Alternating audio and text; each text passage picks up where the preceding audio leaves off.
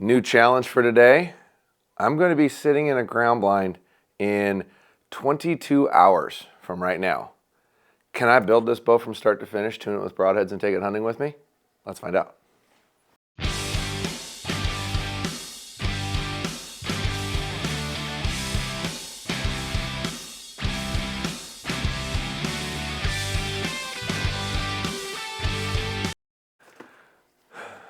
So when the little hand touches the 11 tomorrow, I have to be hunting.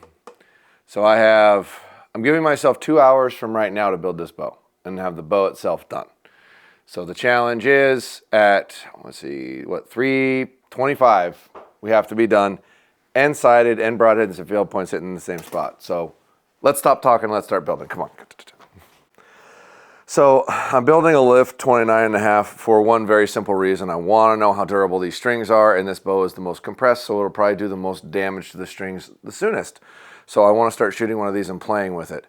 No, I'm not sponsored. No, they didn't give me this bow. I want to test this bow out hard so I can give you guys good feedback on how well these strings hold up, and I wanted to start with this one. But I ran out of time, and we ended up in this scenario. So here we go, trying to make this sucker build as fast as we can. The only thing I've done so far on this is put the module on. That's it. Haven't done anything else. We are going to shoot the stock strings, so I don't have to worry about replacing those. But outside of that, I am not cutting any corners on this thing. So we're going to use a Hamskea Epsilon, my old reliable, and I am going to go ahead and tighten everything before I put it on, because most of the time I don't even have to touch the position of this to get a decent hole. I usually end up moving the wheel lean anyway, which we may have to do, and that will buy into the time it takes to actually get this thing put together. I am going to put on the UltraView grip. They don't have the new Shot Sense version yet, or I would probably try that out and see how it works. But for now, I'll have to use the one that I had on another bow that I was playing with that I just robbed and happened to have. So we're going to try that. I am going to change out my cord here, which I know is going to take probably 5 to 10 minutes of time that I don't want to give up, but I don't really trust the cord that they put on these things. It's kind of, what's a better way to put this? It's kind of a little too skinny, I think, is really what the problem is. They stretch, and they stretch a lot, and I'm about to go use this bow, tune it, sight it in, and then pull it back and shoot it hopefully once at a 6-point bull that's been hanging around my property. That's been relatively consistent and almost, one would say, patternable, which normally does not happen with elk. So I'm really excited for season to open tomorrow. Today is the day after Thanksgiving. It is November 24th.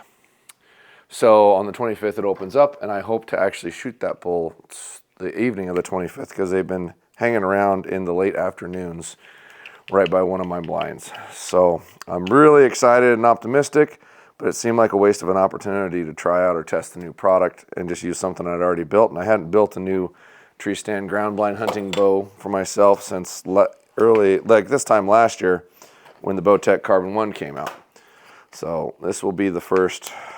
I shot a Mathews for my Minnesota hunt because it was involved with Mathews, so I had to use their bow, which I wasn't opposed to. I had one built that I was playing with anyway, so really didn't bother me. But outside of that, I've mostly used Bowtech for the past 5 years. So the people that are commenting in the comment section about me being bought and sold by Mathews, I was like, I haven't used their bow for 5 years, so I'm not sure where that's coming from. But haters gonna hate.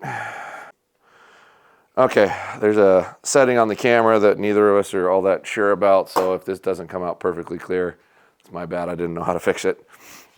Okay, sight. We got a dual track here with a bridge lock dovetail. Anyway, I was saying I haven't really shot a Mathews too much in the past 5 years, but this bow not only intrigues me a lot, it's the first time they've authentically changed their strings, and I'll be the first to say their strings before were not very good, and I would not shoot them at all. The other bow I have, I changed out immediately. I never fired an arrow out of it with those strings in it.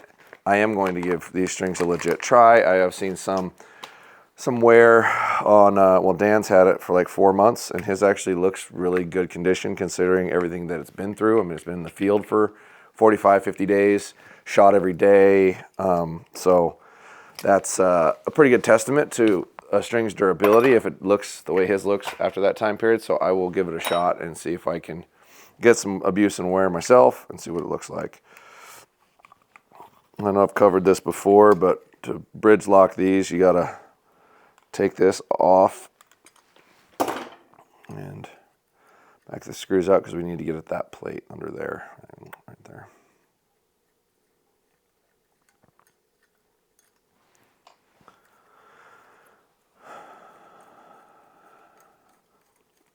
And then, got that off. Set that down. We pull this out. Those two little screws right there. That little indent always goes down. And we're going to mount it in that dovetail instead of this direct mount body, so we have less mounting hardware things involved. Anytime you can eliminate an extra mounting position or an extra mounting screw, you're doing better. If, like this, you can use the universal, and then there's a direct bracket with a screw and a couple of set screws, but then that's more things that can come loose. So if you can get rid of it altogether, you're just better off. Okay, so I want to go the second to farthest position over, which is that one right there. If I remember right, yep, that one. So I'm going to leave that right there. No, I think I want to move this all the way. Yeah, I want to move it all the way. We'll find out if I went too far here when we go to sight it in, which I am going to sight it in, and I am going to shoot a broadhead and get them to hit the same spot as the field point within the 2 hours, or at least that's the goal. And if I can't do it, I don't get to take the bow. So, and I want to shoot this bow. I want to play with it. I want to experience it a little bit so I can give you guys feedback on it, because I'm sure there's a lot of you out there asking a lot of questions about this bow. I get comments a lot. And I'm assuming the sooner I can give you good feedback, the happier you're all going to be.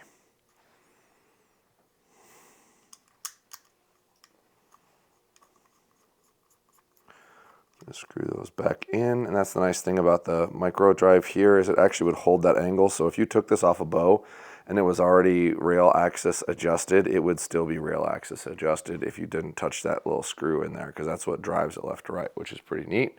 I'm not going to tighten this down super tight, just finger tight, because I am going to move this and level it. So I'm going to put that in the bridge. There's the indents. There's one. I think I can get into that one. Yeah, I can. Pretty sure.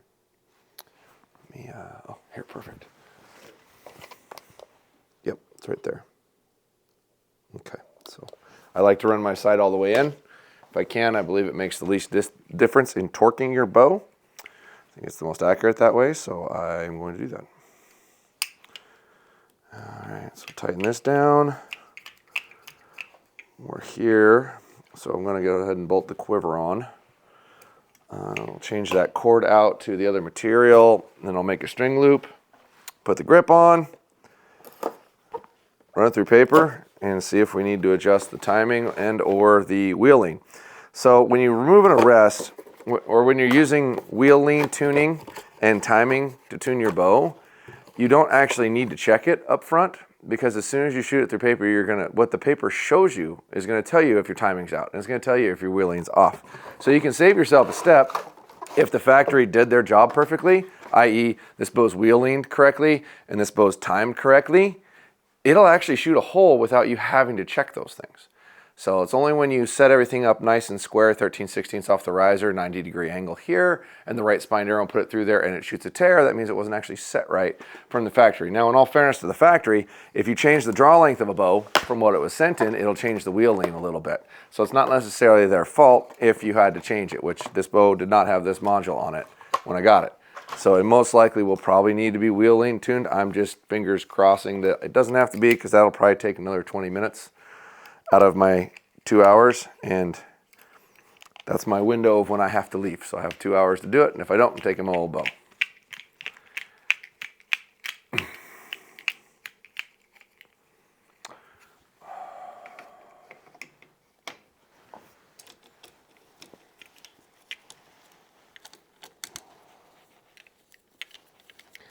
The thing I really like about this Low Pro 2-piece quiver over the 1-piece is that it actually sits a little tighter to the bow and it weighs less. And the theme this year from most of the manufacturers was an effort to take weight out of the bow. So if you can remove a little more weight, why not do it? And I don't intend to take my quiver off. I try to build my bow with the intention of balancing it level and even. So I leave my arrows in my quiver and my quiver on the bow and build it that way. So if you do that, you actually have a steadier bow. and you have a steadier bow because it's a heavier bow. I know that a lot of people like to take their quiver off, but if your bow felt balanced with your quiver on, would you still want to take it off, knowing that a heavier bow is more accurate? I would hope you wouldn't want to. All right, so there's that. Let's grab a square and a Sharpie. You still got the audio readout going? Mm-hmm. Okay, cool. I apologize for my hoarseness, folks. I went to the Seahawks 49ers game over Thanksgiving and cheered a little too loud, and I think I lost most of my voice. So if I sound all scratchy, I am not sick. I am just a fan, and apparently a little too enthusiastic of one. So considering we got our butts handed to us this last week. All right, so that's where that's going. I'll call off some of this. We started at 125, right? Yeah, something like that. Does that sound right? I think that's what I said. I'm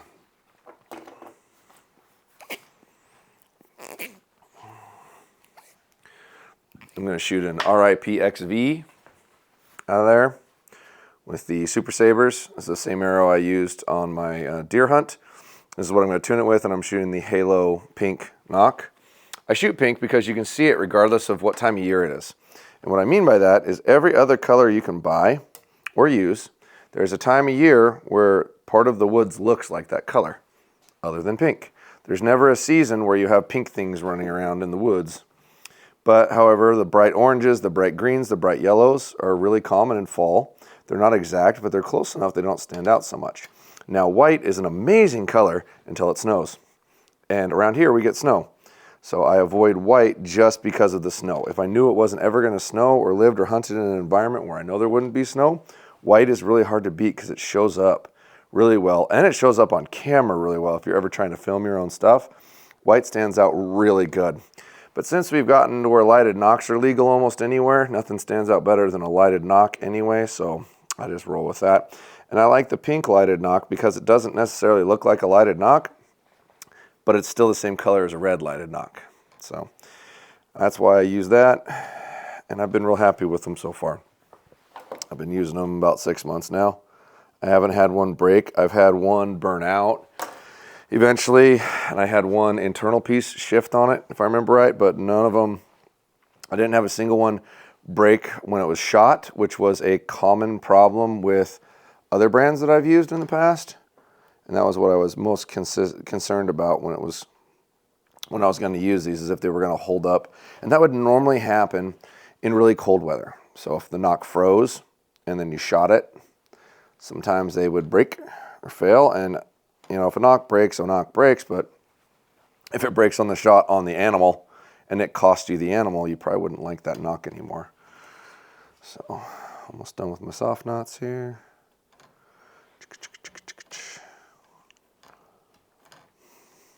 Now, of course, this will be the instance, knock on wood, where I have like the hardest bow in the world to tune or something's wrong with it from the factory, like really wrong with it. So, get my fingers crossed that this goes smoothly, and if everything was, you know, no problems, I'd be really shocked if this was going to be too terribly hard to get done in 2 hours, but I have been wrong before, and I have had stuff that came in that I didn't catch it until I started tuning it, that there was something wrong with it. So, hopefully this isn't one of those, because I did just snag this off the wall because we just got them, and we only got a couple. We got 9 of them, which are all sold now. We have another 50 that will be here well before this video airs, but I want to say 50 before December 1st and another 50 before December 15th. So we'll have plenty at that point, but we'll see how it goes. All right, so now what I'm going to do with this is pull this clamp off and redo this cord with the same loop material that I use for string loops.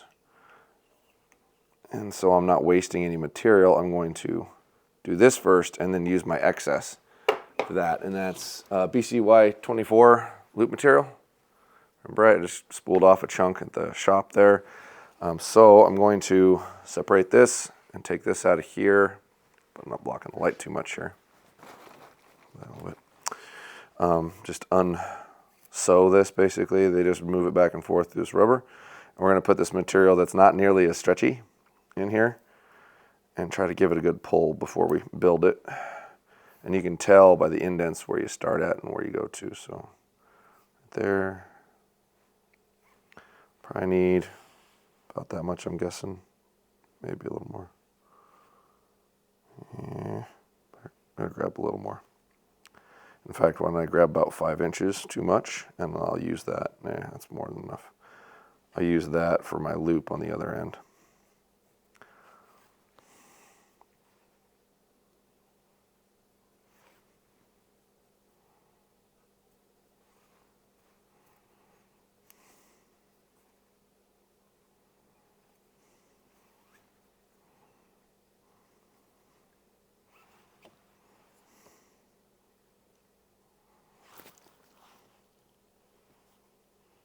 Gotcha. Okay. All right, now, just to make sure this is good, I'm going to tie a tiny little loop. Put it over there.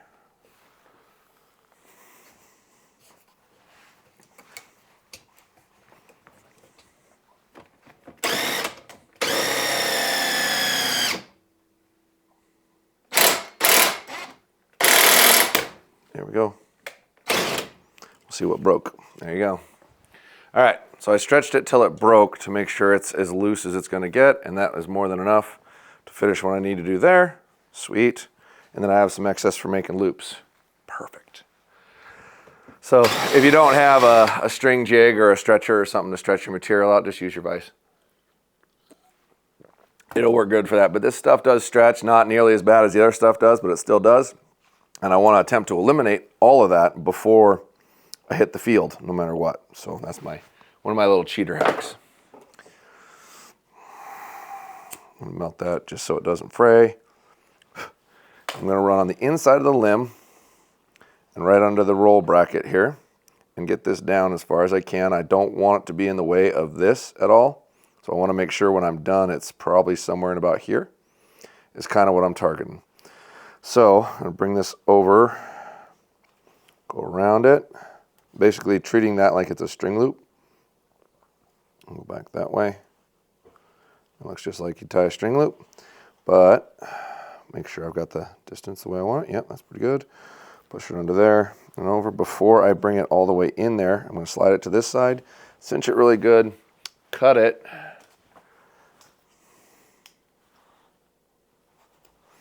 melt it, and then roll it back to the other side and pull it really tight. I want that loop as close to the axle as I can get it as far as in relation to the cam, because I want this to be inward so it doesn't touch here at all, no matter what you do. And that is something that you will struggle with these if you don't get it over there. And because they have that rubber, it actually grabs it to where I don't feel I need to use the pad at all. Give it a good, real firm cinch. Once you get it over there, pull it down real good, and then that should stay right there. And you can still change your top hat out and nothing touches underneath. Bring that back in. And since we broke that, I want to cut it and melt it clean so I can work with it a little easier. It'll save you a lot of grief if you keep these small. It's easier to work with. All right. Push through there. And you'll feel when you try it, it just fits barely. So, and I'm just underneath here, which is what I wanted. I didn't want this to be in here because this is larger in diameter. So now, the trick here is to get your wrench in here, hold that on, bring it in, and then bring the other side over to it. Put the other one in as well. It should just barely fit if you get it set right. I think I'm in there, yep. And then pull on it real good so it's snug, and then tighten it up.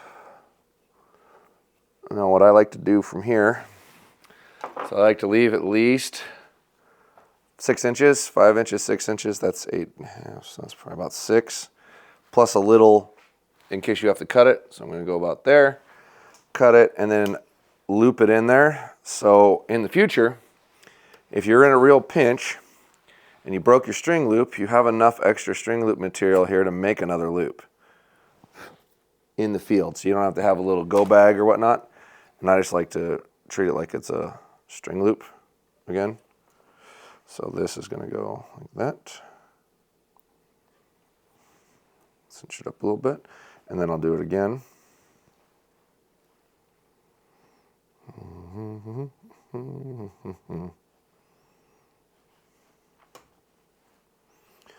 I'll do it again. After that, you should have enough. I wonder if I can get one more in there. I don't think I can. I'll just have to do a single. So I'll pull that up like that, and then I'll cut it again and melt it and finish it like it's a loop that you can still take it apart and still get it in use for a string loop. The only thing you'd need at that point is beeswax. If you didn't put beeswax on it, it wouldn't be the end of the world, but I wouldn't personally leave it and not redo it. That one's bad. So if you do use this in an emergency, make sure when you get home, take it off, wax it up, and put it back on, or put a new one on, because if you don't have wax on it, it will tend to slide and move on you a little bit more than it should. Okay, so we've got that attached. That should be in the rough right position. We're ready for a loop here. So I'm going to take whichever piece of these leftovers is shorter, so I'm not wasting as much. This piece is shorter. So I'm going to cut this at 4 1/4. I can use my scale right here to use that. It's already on your bow scale. So 29.5 would be 4 1/2, so we're going to go 29 1/4. And then just try to cut it with your knife. There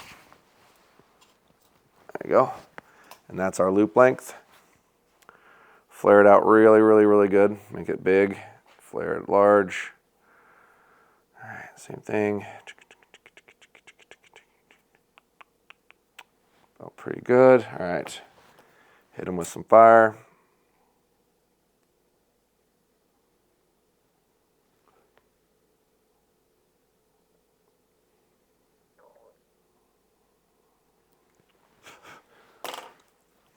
Make sure it's cool.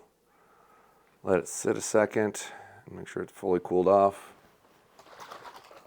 And tie that on after we wax it. Try to stay healthy if you can. Okay, wax it, wax it, wax it, wax it. Flip it over to the other side. Make sure this whole thing is covered in beeswax. Like not a spot on it can be dry. Loop material, loop pliers.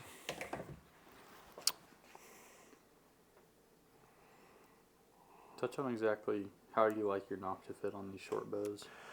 I like to have a decent amount of gap in between here because those super short ones will give you pinch really badly, especially at longer draw lengths, which is why you didn't see bows this short for a long time, is because it got really hard until you really confirmed that you had a decent amount of gap in between those two knots. The bow wouldn't tune very well. You'd get really erratic flight and you get an occasional flyer. Okay, so let's go around this side. I usually do this in a vise, so I'm looking at it backwards, so I apologize if I have to think about this for a second. Yeah, that should be right, right? All right, no, hang on.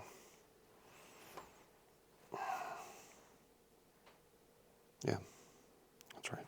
If I can get it, it's almost too short. Almost, come on.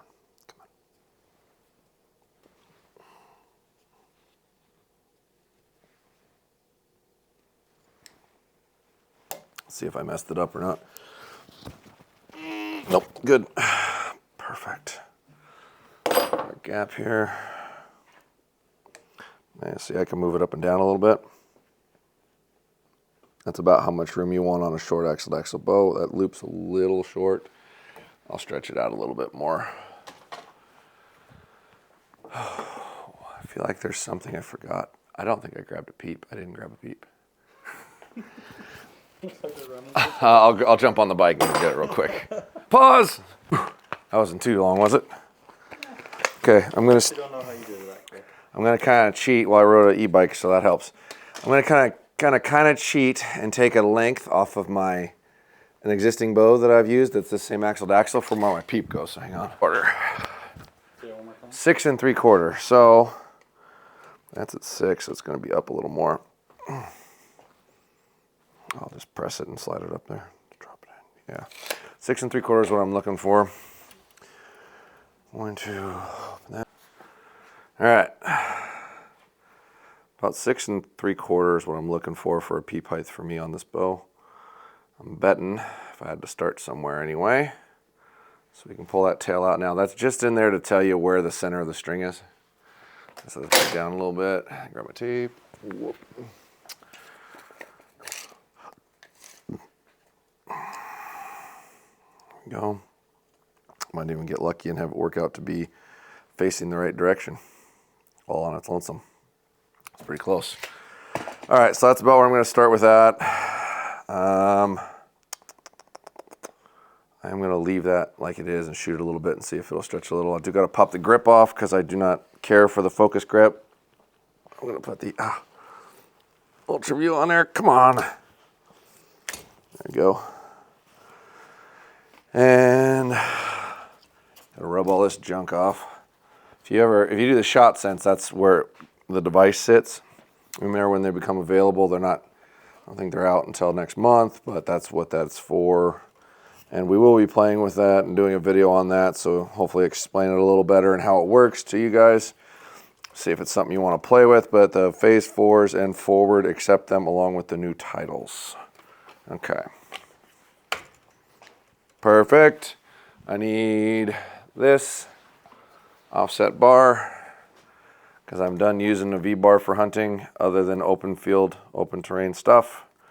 I just tired of getting it on and off the bow, and getting around in vehicles is quite the pain. I may end up shortening up to a 12-inch bar too, because you try to put a 15-inch stabilizer on a bow, not take it off and get in a rig, whether it's a UTV, ATV pickup or whatever, and not have to put it in and out of a case. It's kind of a pain in the butt. And you can always take it off, especially if you have a quick disconnect, but then you got to hang on to it and make sure you put it back on. You don't jump out of the rig without it. All right, so I'm going to just tighten that up a bit. Okay, that's good. Those are loose. We got to set the levels on that. Now the grip's on there, that's in there. I'm not going to tie that yet just to make sure it's good. So before we can sight this in, we need to set the levels. And before we tune it, I want to make sure everything's tight. And that is not currently tight right now on the sight. So I need to do that for the levels. So we'll do this here. Okay, string level. I need that. No, that's the bad one. Okay, it's a good spot. Wow, that's pretty close there, wasn't I? Too far, up a little bit. Come on, a little more.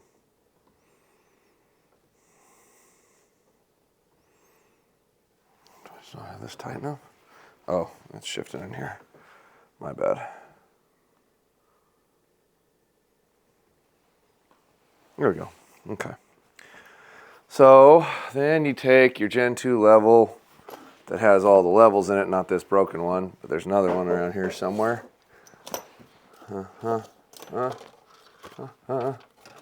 Like bridge lock screws everywhere around here. Where's the one that's level? Son of a bee. Oh, here it is. Okay. So it's around here somewhere. Move your side all the way up. Unlock it first. Well, this one's stiff. Yeah. So I am going to estimate my velocity for a sight tape off of a bow I already have to get me in the ballpark before I figure out exactly where my up and down is and get the right tape on it. And then once I get the right tape on it, I will shoot a broadhead in a field point at 20 yards. Now I am very lucky right there, and that is perfectly level on the rail. So I'm going to go ahead and tighten those down. Having a short little wrench like this makes this job a lot easier. And ironically, it comes with a Hamskea Epsilon, and it's the same size that fits the black gold. So if you get this Allen wrench in your little package with this rest, save it. Don't get rid of it. Keep it. It's very useful. Most of the wrenches you get you can throw away, but this one's kind of unique in that regard. All right, so that's level. Now I need to get that level. So I need to switch sides with you, I think. I need my black wrench, the smaller one. Voila, got it. It was right by where I was standing when I first started looking, go figure. Okay, so I'm loosening these up. I think Tim Gillingham actually came out with a new ring for these that is pretty cool. It's got parts you can like hang on to move, which is pretty neat because this just kind of slides. And it's thicker, it's more durable. He's got a couple of really unique products that he makes himself because he just wanted them. I always like that because that's how most of my products end up getting made, is something I just wanted and nobody else would make it. So I said, fine, I'll make it myself, and then offered it to people if they want it, you know. Ooh, that looks pretty. That looks pretty right there. Okay, where's my bubble there? Just a little bit to the side, just a little bit to the side. Perfect. Those look the same. Tighten that up. Tighten that up. Lovely. All right, cool. So that's ready to be roughly sided. Do I have a caliper? Look at the clock. Where are we at? So it's been 35 minutes. Do we have a caliper sitting up here on the counter somewhere? I know there was at one point, but it might have ended up in one of my cases to a tournament. No matter. I'll grab these and I'll take the rough measurement off of this.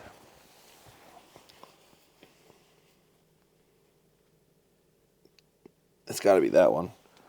All right, we'll start with that one for a rough starting point. Let's see, scissors.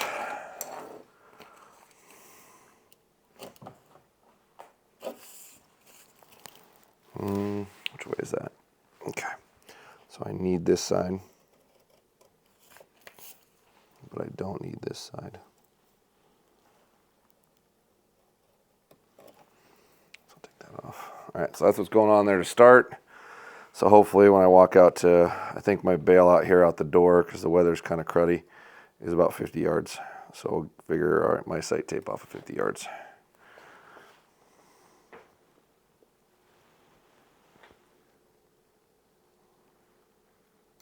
Okay. And that's one of the great unique things about a black gold is you can move the head up, down, left, and right.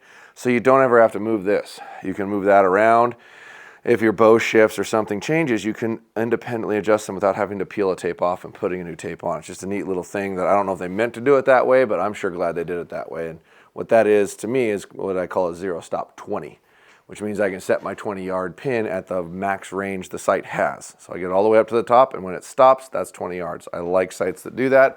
And oddly enough, not very many do. It seems like a feature that most people actually really like, and most of them overlook it. I'm not sure why they do, but to be continued. That's really short. I don't know if I can get my release in there or not. We'll find out. So I'm going to have that on when I shoot, so I want to tune with it on. I'm going to have this on when I'm shooting, so I want to tune with it on. And then we'll come over here and send one through paper. Okay, so I don't know if this loop is going to be long enough. It looks like it'll clear. Yeah, just barely. If I was hunting, running, and gunning with this bow, I probably would not leave it that short because it's a little hard to get on, but this will go in a ground blind or a tree stand, get hooked on, and I'll let go of it and leave it sitting like that and not pick it up again until I shoot it. So if it takes a tiny bit longer to get it on, I don't care. All right, we're going to run through the paper and find out if I got to shim this thing or not. This is 70 pounds, just FYI. That peep position feels really good. That's probably close enough I don't have to reshim it. We'll find out when I shoot a broadhead. The broadhead will tell me if I have to move that or not. So, if we get lucky, we might have this done in less than an hour. All right, I'm going to tie that peep in, and then we're going to go outside and get a sight mark to 50 and make sure it's close, and then we'll stand at the target at 20 and shoot a broadhead in a field point, see where they go. This has got to come off. We're going to the press, tie it. Tie our peep in.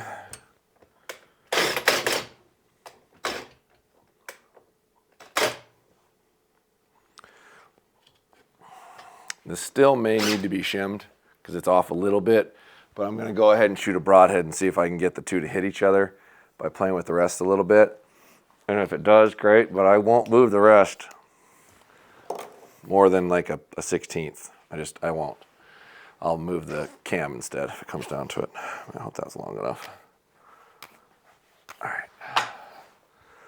Probably gonna have to twist this string one when I'm done. Can we see enough here? In fact,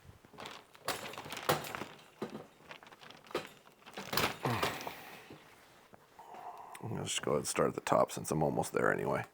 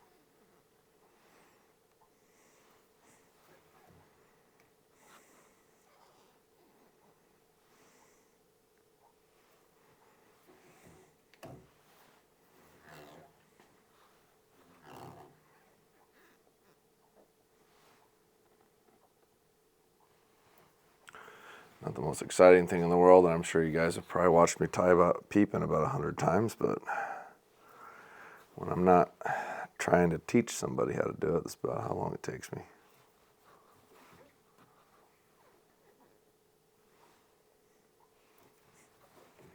Even if there is a camera basically 8 inches from my nose. It's close. Okay, one more, and then I'll finish it. 1, 2, 3, 4, 5. 1, 2, 3, 4, 5, 8, 9, 10. 1, 2, 3. Oh, crud. Got it.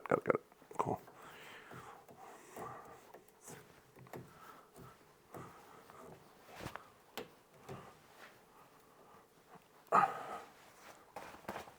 Look at that beauty. It's a height. It's not my best work, but it'll do in a pinch. Give me an extra 5 minutes and I'll make it look real pretty. All right.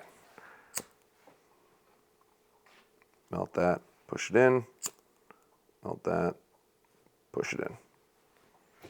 Okay. Time to sight this sucker in. Ready? All right. All right, let's go shoot it at 20.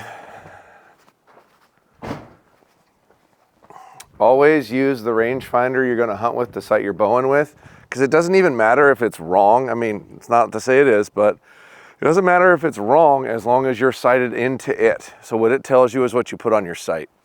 Let's see here. 27.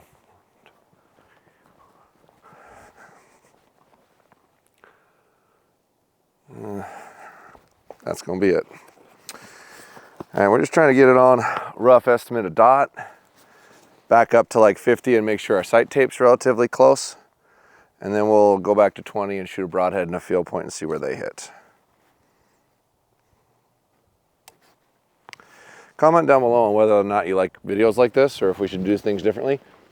We're just trying to make it kind of interesting. Give a little bit of a challenge to what we're doing here.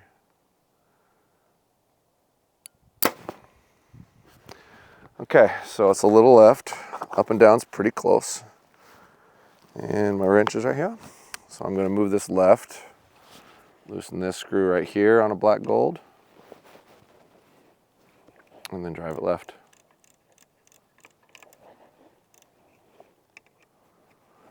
I would initially say that might be a little high, but I usually prefer to make one movement at a time, not two. So if you're left and right and up and down, just move one and shoot it again, and then move the other one.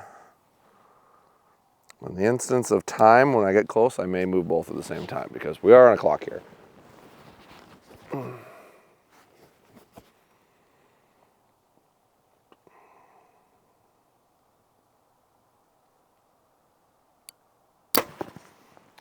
So that's in the dot. I think I'm going to bump it up just a tiny bit, but I think it's good. I don't think I need to reshoot it. So we're going to back up to 50 now after we go probably 3 clicks up. I'll go pull those arrows. We'll run back there and see how far we can shoot from here. and see what the sight tape says. Arrow number 1, arrow number 2, and I gave it about 3 clicks up. So let's back up to 50, or however far this will let us go. Yeah, 211. We haven't hit an hour yet. And as long as the broadhead's somewhat close, we should have this done in an hour, but we'll see. All right, this is about as far as I can shoot on my little driveway here. So this is, it's about 45 right there. So I'll go ahead and move my, actually my needle is not quite lined up with my tape. So I'm gonna move that. That's another nice little feature about these black golds is you can move your needle really easily, which most movable sights will have this feature. So you can adjust it. So move it down a little bit, make sure it's pointed where you visually like it. I try to tighten it back up a little bit, but still leave it not super snug. Like about there, and then pull it away and look at it. Yeah, it's pointed right on. Okay. Make sure you've got that set before you start trying to move your distance. I know it seems like an obvious thing, but you'd be surprised how often somebody doesn't do that. All right, that's 45 yards. See how close our sight tape is. Once again, I was guessing, and the bow that I was shooting was a 1/2 inch longer, so it would be faster. But this bow's faster overall, so it might be the same. It was the closest guess I had. Hopefully I don't miss a bail. We don't have the long lens out, so I'm sorry you're not going to see the flight. But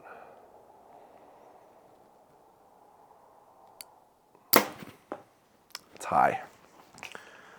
So what you do now is you keep moving it up until you hit what you want, and then use that to figure out which sight tape actually fits.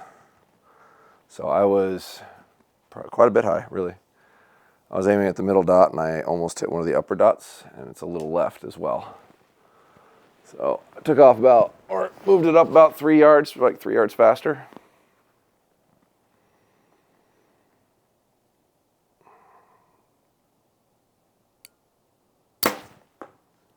It's left, but the height's pretty good.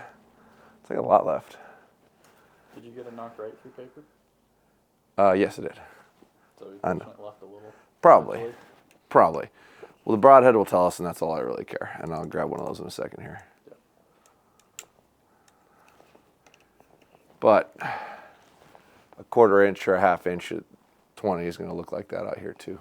So it could be a lot. But yeah, it is hitting left.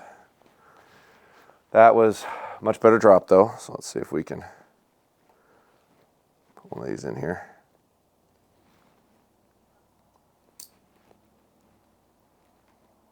That's good. I would like to point out that I had not said anything about how good we were doing until you pointed it out, until we started shooting this. So if it goes awry, you jinxed us.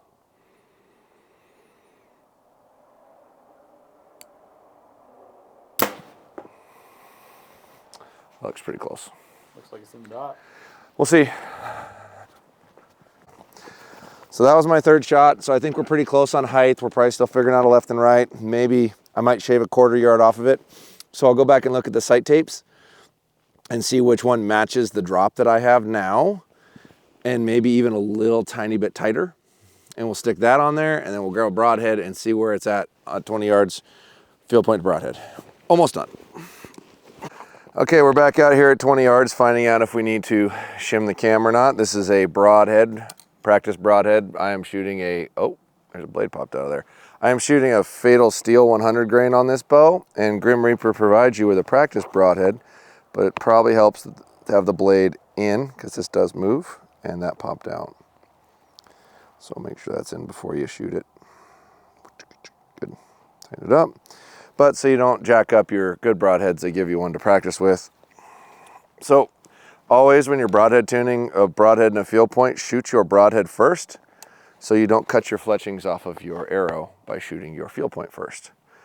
All right, here we go.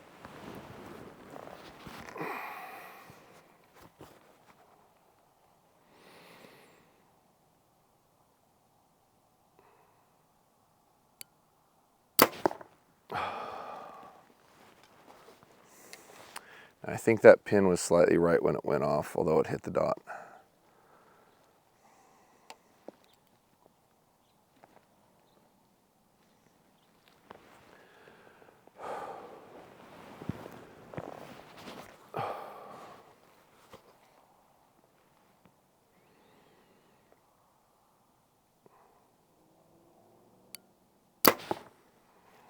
Pretty close. Let's go take a look. All right, well, it's shot like touching. So we're gonna go ahead and back up to as far as we can here, which is 45, and send a broadhead in the field point again, and if they hit each other, I'm gonna go kill something with this.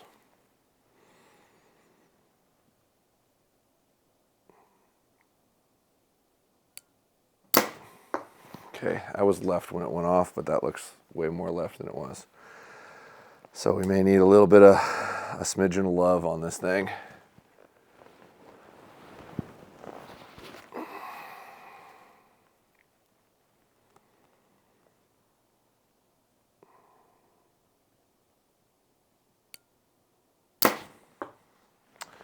Those are both left about the same. One's a little higher than the other, so stay here, I'll go get them.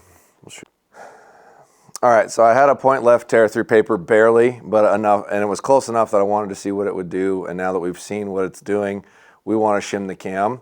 And this cam is pointed a little bit right, but this cam is pointed a lot more to the right, and with the tear that we have, we actually need to bring this cam back to the right so it points more to the left. So we're going to take this one, because it was just slight, and move it, and we're probably going to have to put a different set of shims in it, so we'll press it up and figure it out.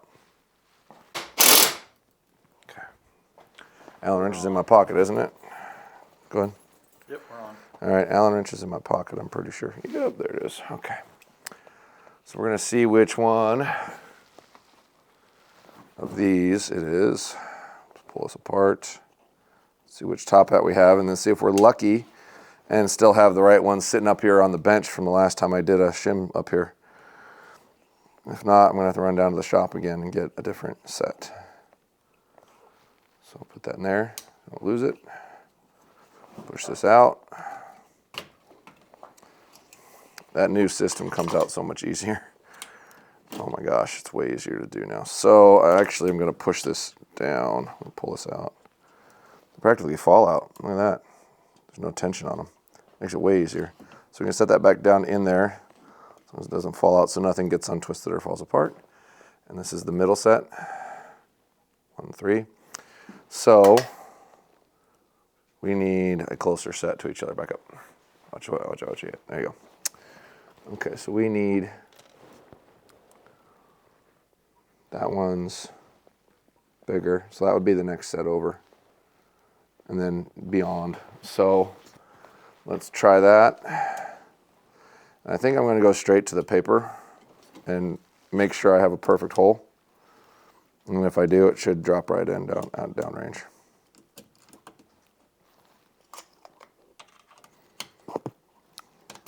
So this is partially why I say this is easier than a shim. Because a shim right here, you'd have to hang on to the shim while you're trying to put this back together. At least this system sits in the limb, so it doesn't fall out. You can set it in and let go of it. It's still not a perfect system by any means, and it's not the easiest tuning system. If you get your limb set right, you gotta make it line up, but it's almost there. Come on, there it goes. But you don't have to sit there and try to hold it. And if anybody's ever tried to change shims out and hang on to the shim while you're trying to shove an axle through it, it is a freaking nightmare. There you have a 50% chance it's gonna end up on the ground and then bounce, and then God knows where it went. All right, so we're gonna run this through paper now that we got that shim on that one and see what we get. All right, we flipped over the one shim. Now, every time you take one of the pressure off one of these and put them back on, you wanna make sure you look over every string really close and make sure it's seated. A lot of times something will try to pop out of its groove. And if it does that and you go to draw it back, you'll cut the string or blow up the bow, one of the two. So look that over really thoroughly before you go to pull it back.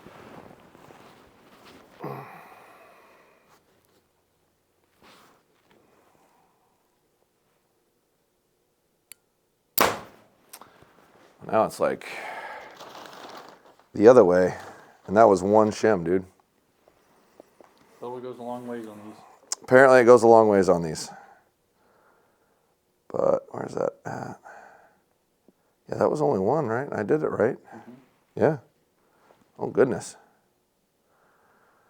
Well, I guess I'll try moving the rest a little bit and see if I can get that out and shoot it again, because that's only one position.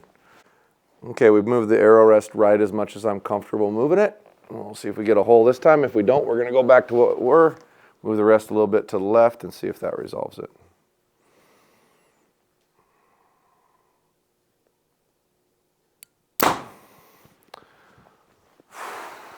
That's pretty close. It's still a tiny bit right.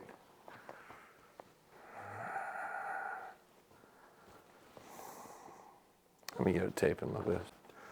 Okay, it's time to resight our left and right now that we've reshimmed the cam and gotten a hole with the other top hat. We only moved one of them and it moved it a lot. So let's try this.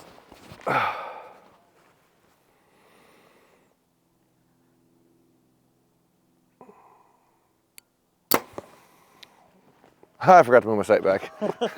Left and right's dang near perfect though. After I moved that. Hang on, I think that's a tiny bit right. Like, thank God that was still on the bail. Whoops. Got me all flustered with my forced time thing here. All right, that's pretty close. I'll do it again. Okay. And good thing that wasn't a broadhead or I just would have cut my string in half. 20-yard field point again. I'm just trying to get it on, and then we'll shoot a broadhead in a field point and see what it's doing, and then back up again.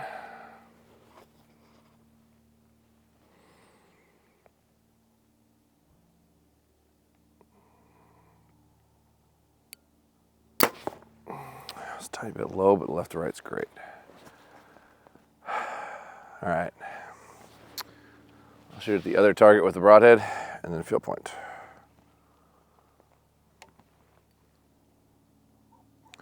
And if all three of them are low, I'll bump the sight down a little bit. But I don't know why it would be low. We didn't touch it up and down at all.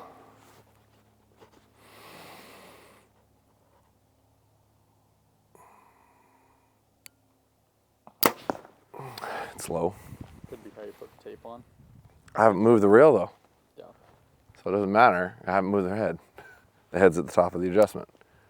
So that's all right. I can move it. I'm not that worried about it. It's just kind of odd. Oh.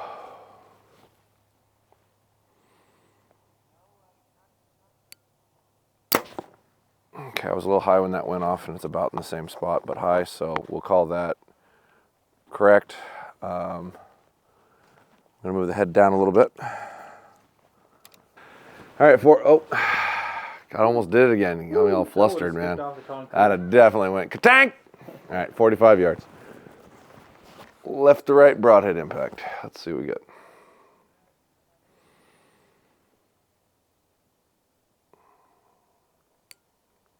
I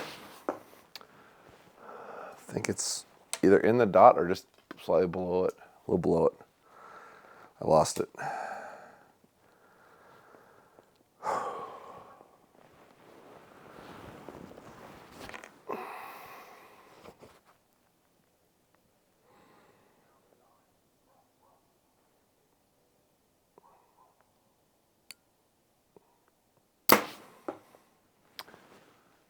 That one's on the left, on the dot. Yeah, left, right's good, so I think we've solved that. Let's make sure the tape's right. All right, so we're hitting just a little low and just a little left, but basically in the same spot. So I think we've eliminated the left-right variant that we were dealing with. All right, so it was left, so I'm gonna go 3 more clicks left. And they were both a little low. I don't think I brought it down enough from 20. Okay. All right. See if we can put them in the dot. And then if so, I can take this bow hunting and see if it's, from the time I finish building it, will probably be about, if things happen the way they've been happening on time, it'll probably be about 25, 26 hours from when I started finished building this bow till I actually shot an elk with it. But we'll see.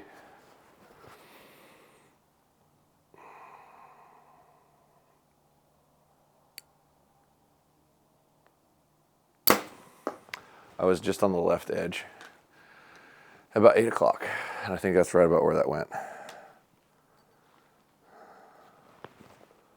Or no, did it go farther left?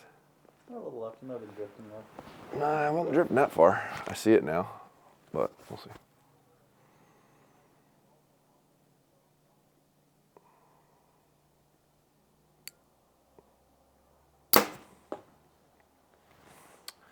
keeps going left. Interesting. That's weird. All right, one more time. This should do it. If I could just make 2 good shots. Sounds simple. Sounds real simple.